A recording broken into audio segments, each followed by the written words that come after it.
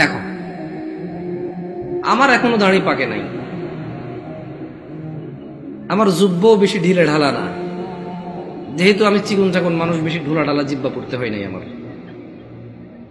বয়সটাও খুব বেশি, তবে মরার বয়স হয়ে গেছে আলহামদুলিল্লাহ। যেদিন যে জন্ম নেই ওই দিন তার মরার বয়স হয়ে গেছে। মানে যে বাচ্চা এই মাত্র ভূমিষ্ঠ হলো জীবিত, তার মরার বয়স হয়ে গেছে, বুঝছে না? বুঝে নাই? সেই হিসেবে আমারও মরার বয়স হয়ে গেছে, কম হয়নি বয়স। তবে একেবারে মুরব্বী বয়স এখনো হয়নি, হয়েছে? যদি কেউ তোমাদেরকে বলে তোমরা শুধু শুক্রবারের নামাজ আদায় করে মুসলিম হয়ে আল্লাহর সামনে দাঁড়ানোর পরে আল্লাহ এটা গ্রহণ করবে, সে তোমাকে ভুল শিক্ষা দিছে।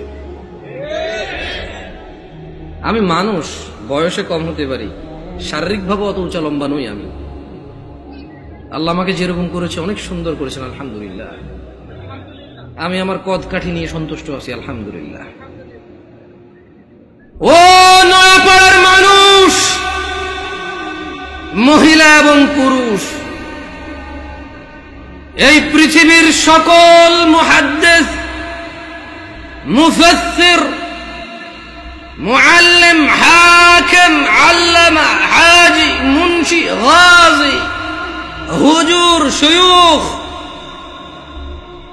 সব যদি এক জায়গায় করো আর যদি ফতোয়া নাও শুধু জুমা পড়ে মুসলিম, ওই ফতোয়া ভুল।